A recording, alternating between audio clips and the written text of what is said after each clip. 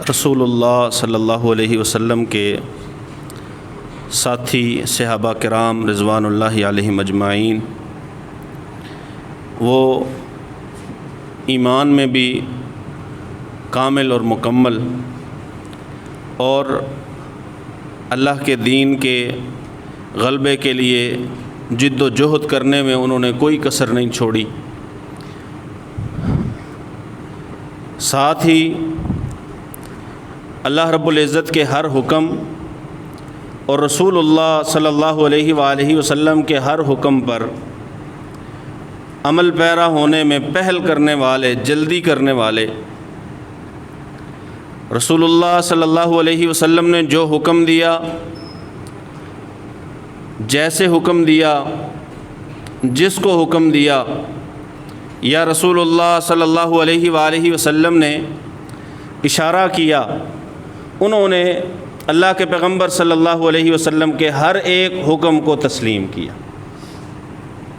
کسی بھی صورت وہ اس بات کو برداشت نہیں کرتے تھے کہ وہ رسول اللہ صلی اللہ علیہ وآلہ وسلم کی کہی بات پہ عمل نہ کریں یا رسول اللہ صلی اللہ علیہ وسلم کا ساتھ چھوڑیں،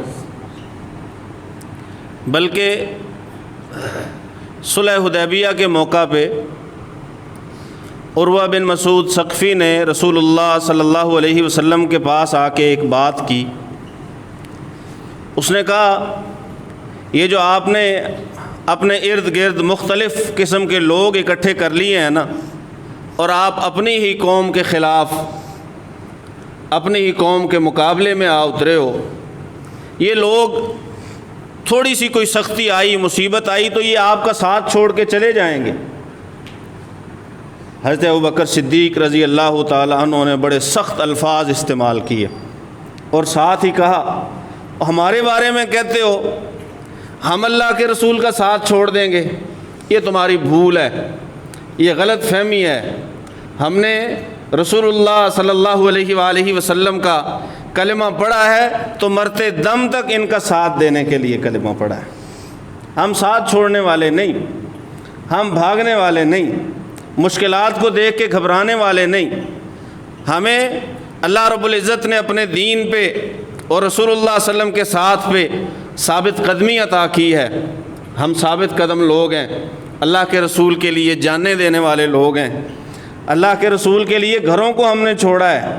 ہم تو وہ لوگ ہیں، تم کہتے ہو کہ ساتھ چھوڑ دیں گے آپ کا، یہ نہیں ہو سکتا۔ ہم رسول اللہ صلی اللہ علیہ وسلم کا ساتھ نہیں چھوڑتے۔ وہ کسی کی کہی ہوئی اس بات کو بھی برداشت نہیں کرتے تھے کہ کوئی آ کے کہہ دے کہ یہ اللہ کے رسول کا ساتھ چھوڑ دیں گے۔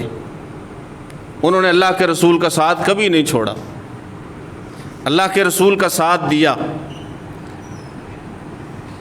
ابتدا میں ہر ایک ظاہر ہے اسلام کی طرف نیا نیا آیا، ہر ایک کے اپنے معاملات تھے، اپنی اپنی ضروریات تھی، اپنے اپنے کاروبار تھے۔ جس کو رسول اللہ صلی اللہ علیہ وسلم نے جس کام سے منع کر دیا وہ اس کام سے رک گیا۔ ہم نے کئی بار حدیث سنی ہے کہ اللہ کے پیغمبر نے اعلان کرنے والے کو بھیجا کہ جاؤ مدینے کی گلیوں میں جا کے اعلان کرو کہ اللہ اور اس کے رسول نے شراب کو حرام قرار دیا ہے۔ وہ صحابی فرماتے ہیں، جب میں اعلان کر کے واپس پلٹ رہا تھا میں نے گلیوں میں شراب بہتی ہوئی دیکھی، گلیوں میں شراب بہتی دیکھی۔ جنہوں نے پینے کے لیے رکھی تھی یا بیچنے کے لیے رکھی تھی انہوں نے یہ نہیں دیکھا کہ ہمارا نقصان ہو رہا ہے، ہمارا خرچہ ہوا پڑا ہے، انہوں نے بہا دی۔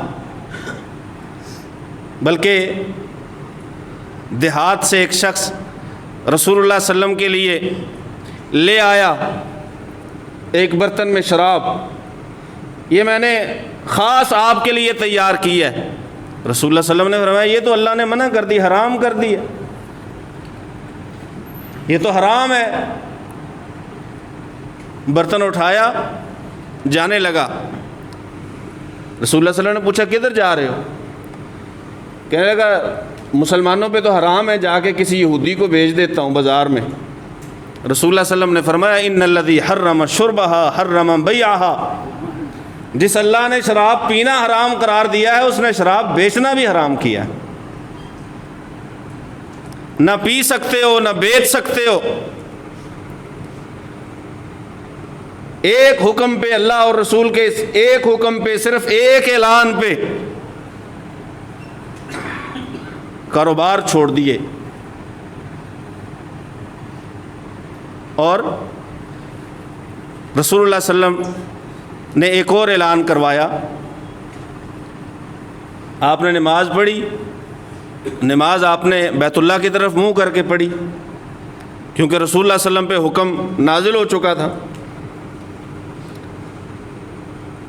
پہلے بیت المقدس کی طرف منہ کر کے نماز پڑھتے تھے، بیت اللہ کی طرف منہ کر کے نماز پڑھی تو ایک صحابی کا گزر ہوا ایک مسجد کے پاس سے، دیکھا کہ لوگ نماز پڑھ رہے ہیں، اس نے دور سے ہی کہہ دیا میں نے ابھی اللہ کے پیغمبر کے ساتھ نماز پڑھی ہے، آپ نے بیت المقدس کی طرف منہ کر کے نہیں نماز پڑھی بلکہ بیت اللہ کی طرف منہ کر کے نماز پڑھی ہے۔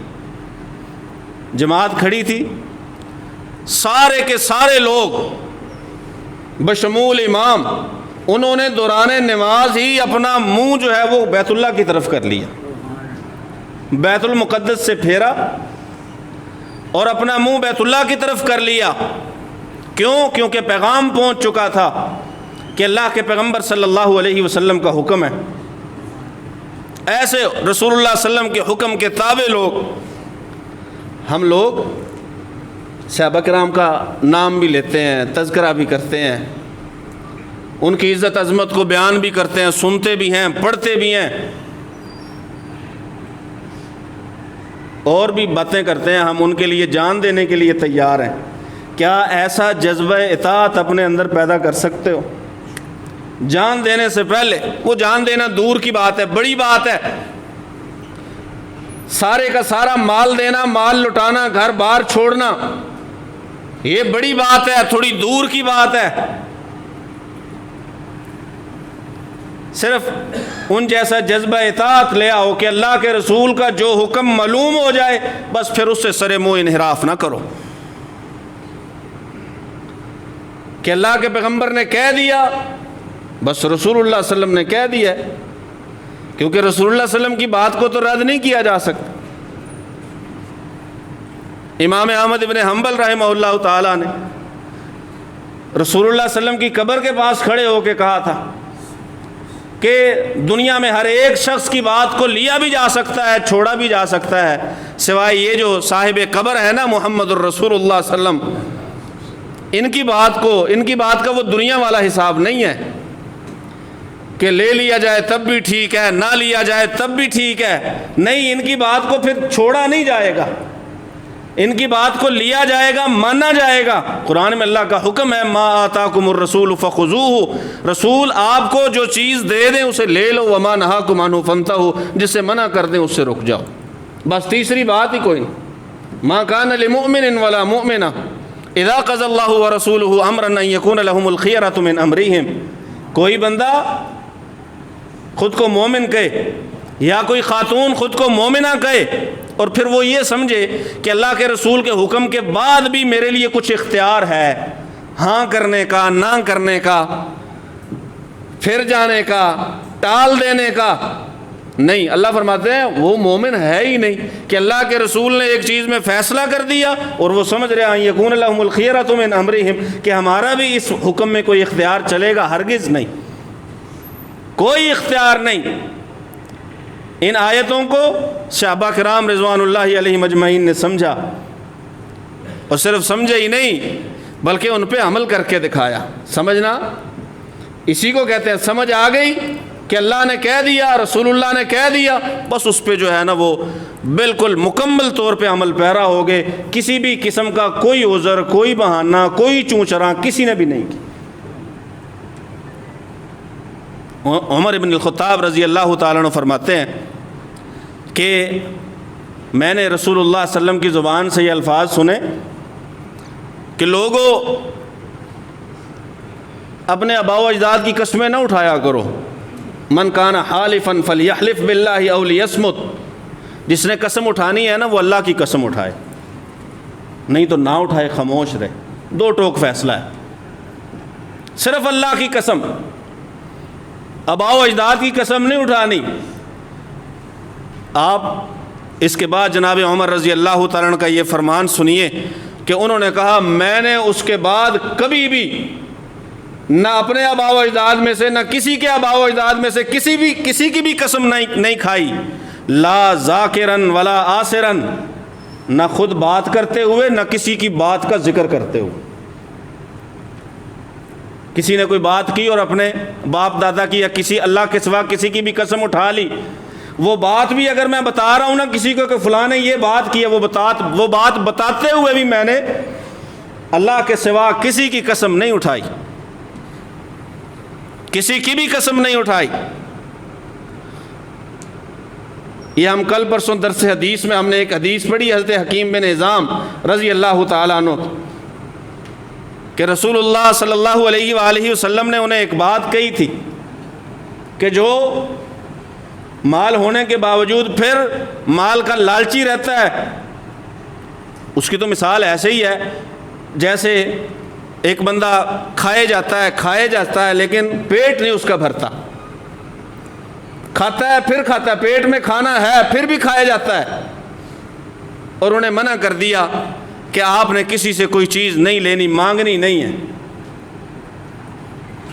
حدیث کے لفظ ہیں کہ حضرت ابوبکر صدیق رضی اللہ تعالیٰ عنہ نے بلایا کرتے کہ آ جاؤ بیت المال سے اپنا حصہ لے لو، تو وہ کہتے کیونکہ مجھے رسول اللہ نے منع کیا میں اس لیے نہیں لوں گا۔ حضرت عمر بن خطاب رضی اللہ تعالیٰ عنہ نے کہا کرتے کہ آؤ یہ تمہارا حصہ ہے بیت المال سے، وہ کہا کرتے تھے نہیں مجھے رسول اللہ صلی اللہ علیہ وسلم نے منع کر دیا میں نہیں لوں گا۔ حضرت عمر پھر فرمایا کرتے لوگوں گواہ ہو جاؤ، اس کا جو حصہ بنتا تھا میں نے تو اس میں پیش کیا، میں نے اسے دیا، لیکن انہوں نے خود لینے سے انکار کیا۔ لینے سے انکار کیوں کیا؟ کیونکہ وہ کہا کرتے تھے مجھے رسول اللہ صلی اللہ علیہ وسلم نے منع کیا، اللہ کے پیغمبر نے منع کر دیا، میں نہیں لوں گا۔ اور پھر حضرت عمر بن خطاب رضی اللہ تعالیٰ عنہ کے بیٹے حضرت عبداللہ بن عمر رضی اللہ تعالیٰ عنہ، وہ تو ہر بات میں رسول اللہ صلی اللہ علیہ وسلم کی پیروی کرتے ہیں، ہر بات میں۔ اللہ کے پیغمبر صلی اللہ علیہ وسلم نے ذی الحلیفہ میں اپنی اونٹنی بٹھائی مقام بطحا پہ اور وہاں پہ 2 رکعت نماز پڑھی۔ حضرت عبداللہ بن عمر رضی اللہ تعالیٰ عنہ یہ کام لازم، جب بھی ذی الحلیفہ سے گزر ہوتا سواری بٹھاتے اور وہاں پہ 2 رکعت نماز پڑھتے کہ میں نے رسول اللہ صلی اللہ علیہ وسلم کو نماز پڑھتے ہوئے دیکھا ہے۔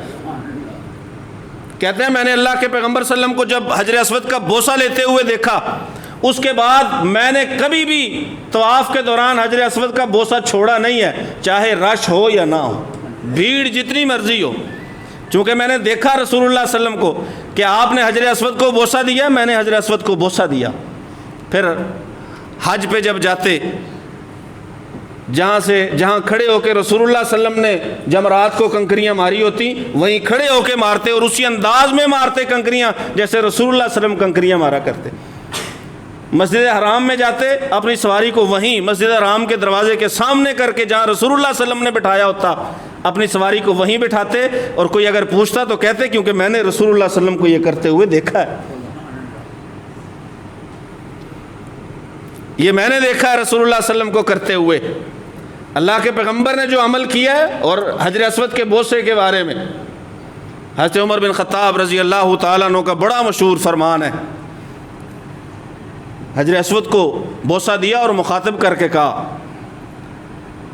مجھے اچھی طرح معلوم ہے کہ تو پتھر ہے، تو نفع و نقصان نہیں دے سکتا، کائنات میں حجر اسود سے بہتر پتھر کوئی نہیں۔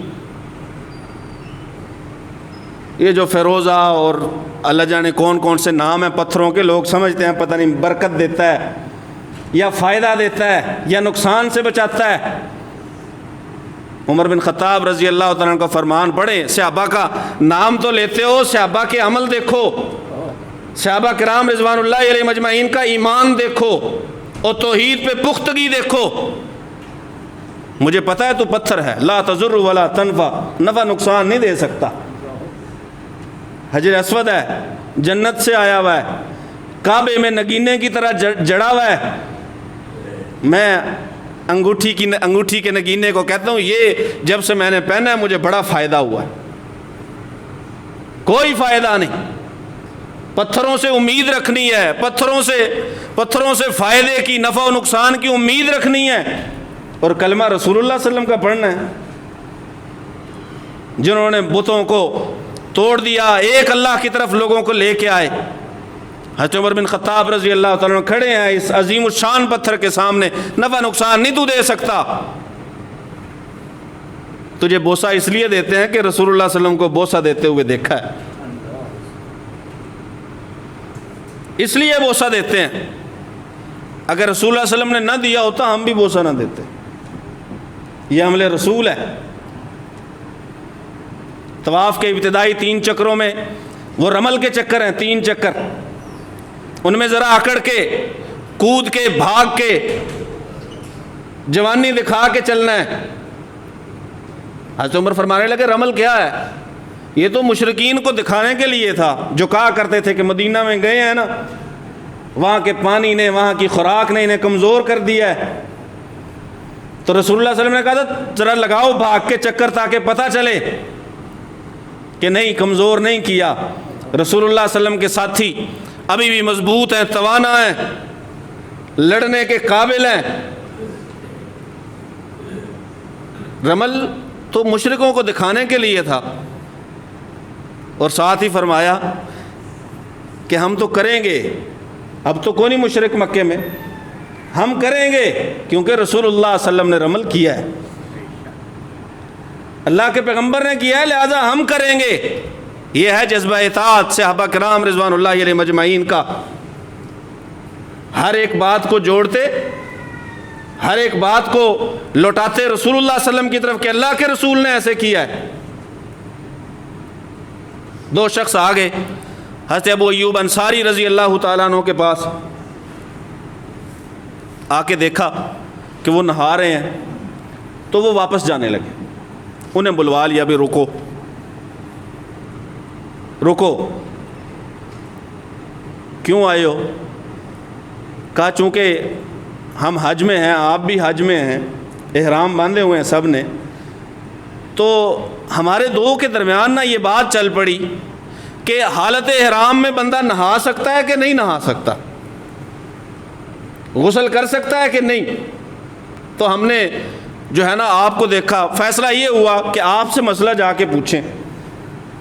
تو ہم نے آپ کو دیکھا آپ نہا رہے ہیں, تو ہم نے کہا جب ابو ایوب انصاری رضی اللہ تعالیٰ عنہ نہا رہے ہیں تو اس کا مطلب مسئلہ تو حل ہو گیا, نہانے میں کوئی حرج نہیں ہے.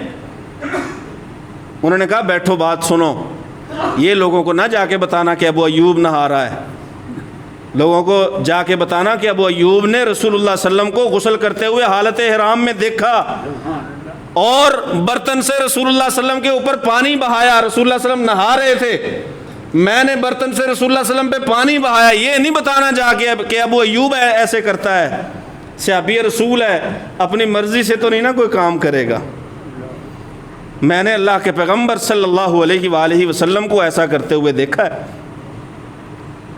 رسول اللہ صلی اللہ علیہ وسلم کی ایک بات پہ, ایک فرمان پہ صحابہ کرام رضوان اللہ علیہ مجمعین ایک اشارے پہ اپنا مال چھوڑ دیا کرتے. کعب بن مالک رضی اللہ تعالیٰ, ایک صحابی حضرت ابی حضرت, ان کے ساتھ نا ان کا معاملہ تھا قرض کا. انہوں نے قرض دیا ہوا تھا لیکن ان کے پاس گنجائش نہیں تھی, واپس نہیں کر رہے تھے.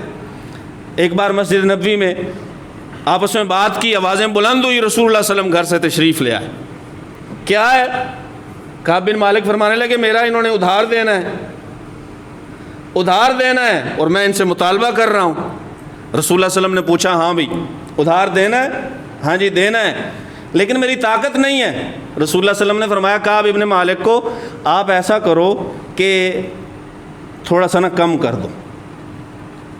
کتنا کم کر دیں؟ کہا آدھا کر دو. کہنے لگے اللہ کے پیغمبر میں نے آدھا کر دیا. ایک بار, صرف ایک بار. کعب بن مالک قرض تو لینا ہے لیکن آدھا کر دو. قرض جو ہے, قرض دینے والے کی بڑی فضیلت ہے. جو اگر کسی کو قرض دے, رسول اللہ صلی اللہ علیہ وسلم نے فرمایا کہ ہر دن کے بدلے میں اللہ اسے صدقے کا ثواب دیتے ہیں. صدقہ ہمیں تو لالچ یہ ہوتی ہے نا کہ جس کو پیسے دیں، یہ سود کے معاملات جو ہیں وہ رائج ہو گئے ہیں، معاشرے کے اندر بیٹھ گئے ہیں، طرح طرح کے بہانے ہیں، جو مرضی بہانہ لگا لو، لیکن سود حرام ہے، اللہ سے جنگ ہے، اگلے کی مجبوری کا ناجائز فائدہ اٹھانا ہے۔ عام جگہوں پہ سود عمل دخل ہے سود کا۔ ایک بندہ آ جاتا ہے کسی کے پاس، جی آپ مجھے موٹر سائیکل بیچ دیں، ٹھیک ہے بھائی بیچ دیتا ہوں۔ وہ کہتا ہے پیسے ابھی تو نہیں ہیں، وہ میں ذرا 1-2 ماہ بعد 6 ماہ بعد ٹھہر کے دے دوں گا۔ بیچنے والا کہتا ہے پھر ابھی دینے ہیں تو 40,000 دے دو، اگر 6 ماہ بعد دینے تو میں 50,000 لوں گا۔ ناجائز فائدہ ہے۔ وقت، صرف وقت دینے کے عوض 6 ماہ کا ٹائم، چیز کی قیمت وہ ہے جو ہے، ٹائم کے عوض پیسے بڑھا رہا ہے۔ قرض دینے والا، رسول اللہ صلی اللہ علیہ وسلم نے فرمایا اگر یہ معاف کر دے نا، اگر یہ معاف کر دے، اور واقعہ بیان کیا ایک شخص کا کہ ایک شخص کو اللہ نے جنت میں داخل کر دیا۔ اس سے جب وجہ پوچھی نا، اس نے کہا جی میں نے نوکر ایک رکھا ہوا تھا، میں نے نوکر رکھا ہوا تھا اور اسے یہ کہہ رکھا تھا کہ جہاں بھی کہیں مطالبہ کرنے جائے نا پیسوں کا، میرے پیسے دیے ہوئے، جہاں کہیں مطالبہ کرنے جائے، اگر کوئی مشکل میں ہے اس کے ساتھ سخت بات نہیں کرنی، سختی نہیں کرنی، وہ جتنی مہلت مانگے اتنی مہلت دے دینی ہے، جتنی چھوٹ مانگے اتنی چھوٹ دے دینی ہے۔ تو میں ایسے کیا کرتا تھا، آج اللہ نے بھی میرے ساتھ وہی معاملہ کیا جیسے میں کرتا تھا لوگوں کے ساتھ۔ آسانی، لوگوں کے لیے آسانی پیدا کرنا، قرض حسنہ دینا یہ سنت نبوی ہے، لینا بھی اسے چاہیے جس سے ضرورت ہو، اور اگر ضرورت مند آ جائے تو قرض دینے سے انکار بھی نہیں کرنا چاہیے۔ ایک اشارے پہ اللہ کے پیغمبر نے کہا آدھا کر دے، کہا جی آدھا کر دیا، آپ نے فرما دیا اللہ کے پیغمبر، ہماری مجال ہے، ہماری مجال ہے کہ ہم آدھا نہ کریں۔ ابو ذر غفاری رضی اللہ تعالیٰ عنہ فرماتے ہیں کہ رسول اللہ صلی اللہ علیہ وآلہ وسلم نے مجھے فرمایا تھا کہ ابو ذر، یہ جو چاشت کی نماز ہے یہ نہ چھوڑنا، اور رات کو سونے سے پہلے جو وطر ہیں وہ نہ چھوڑنا، اور ہر مہینے 3 روزے یہ نہ چھوڑنا، 3 روزے چاند کی 13، 14 اور 15 کو۔ کہنے لگے جب سے مجھے رسول اللہ صلی اللہ علیہ وسلم نے یہ بات کی ہے نا، میں نے اس وقت سے لے کے آج تک نہ چاشت کی نماز چھوڑی ہے، نہ مہینے میں 3 روزے چھوڑے ہیں، اور نہ ہی کبھی میں وطر پڑھنے سے پہلے سویا ہوں، کیونکہ اللہ کے پیغمبر نے کہا تھا۔ اور عبداللہ بن عمر رضی اللہ تعالیٰ عنہ کو ایک بار رسول اللہ صلی اللہ علیہ وسلم نے فرمایا، بلکہ اس حدیث کے راوی ہی وہ ہے عبداللہ بن عمر رضی اللہ عنہ، رسول اللہ صلی اللہ علیہ وسلم نے فرمایا مومن بندہ، اس کے 2-3 دن ایسے نہیں گزرنے چاہیے کہ اس نے اپنی وصیت ہی نہ لکھ رکھی ہو، وصیت لکھ نہیں رکھی اور یوں ہی پھر رہا ہے، یہ نہیں ہونا چاہیے۔ مومن بندے نے اگر کوئی وصیت کرنی ہے تو اپنی وصیت کو اپنے پاس لکھ کے رکھے۔ حضرت عبداللہ بن عمر فرماتے ہیں اس دن کے بعد میں جب بھی کہیں گیا ہوں یا آیا ہوں میری وصیت لکھی ہوئی میرے پاس موجود ہے، کیونکہ اللہ کے رسول نے مجھے کہا، اللہ کے رسول نے کہا وصیت لکھنی ہے، تو میں نے وصیت لکھ کے جو ہے نا وہ اپنے پاس رکھی ہوئی ہے کہ اللہ کے رسول صلی اللہ علیہ وسلم نے مجھے حکم دیا تھا۔ چند صحابہ، 7-8 صحابہ رسول اللہ صلی اللہ علیہ وآلہ وسلم کے پاس آئے، رسول اللہ صلی اللہ علیہ وسلم نے انہیں کہا کہ میری بیعت کرو۔ کہنے لگے اللہ کے پیغمبر ہم نے آپ کی بیعت کی ہوئی ہے، آپ نے فرمایا بیعت کرو میری۔ کہنے لگے جی ہم نے تو آپ کی بیعت کی ہوئی ہے۔ رسول اللہ صلی اللہ علیہ وسلم نے فرمایا میری بیعت کرو کہ اللہ کے سوا کوئی معبود نہیں ہے، نماز قائم کرو گے، زکوٰۃ ادا کرو گے۔ اور پھر رسول اللہ صلی اللہ علیہ وسلم نے ایک جملہ نا آہستہ سے فرمایا، سنو کبھی کسی سے کچھ مانگنا مت، سوال نہ کرنا۔ صحابی فرماتے ہیں پھر وہ جو ہم 7-8 لوگ تھے نا، ان میں سے ہر ایک کو ہم نے دیکھا ہے اگر اونٹ پہ بیٹھ گیا ہے اور نیچے چھڑی گر گئی ہے یا کوڑا گر گیا ہے، وہ کسی کو نہیں کہتے تھے کہ کوڑا اٹھا کے ہمیں دے دو، وہ خود سواری سے نیچے اترتے، اپنی چھڑی یا اپنا کوڑا کوئی بھی چیز گری ہوتی اسے اٹھاتے اور پھر سواری پہ بیٹھتے. کس لیے؟ کیونکہ اللہ کے پیغمبر صلی اللہ علیہ وسلم سے بیعت کی ہوئی تھی کہ ہم زندگی میں کبھی کسی سے سوال نہیں کریں گے. حقیقی طور پہ اللہ رب العزت کے اس فرمان کے مصداق تھے صحابہ کرام رضوان اللہ علیہم اجمعین. ما آتاکم الرسول فخذوہ وما نہاکم عنہ فانتہوا. جو اللہ کا رسول دے دے اسے لو، اس پہ عمل کرو. جس سے اللہ کا رسول منع کر دے اس سے رک جاؤ. اللہ سے دعا ہے اللہ ہمیں بھی سن سمجھ کر عمل کی توفیق نصیب فرمائے. وما علیہ الا البلاغ.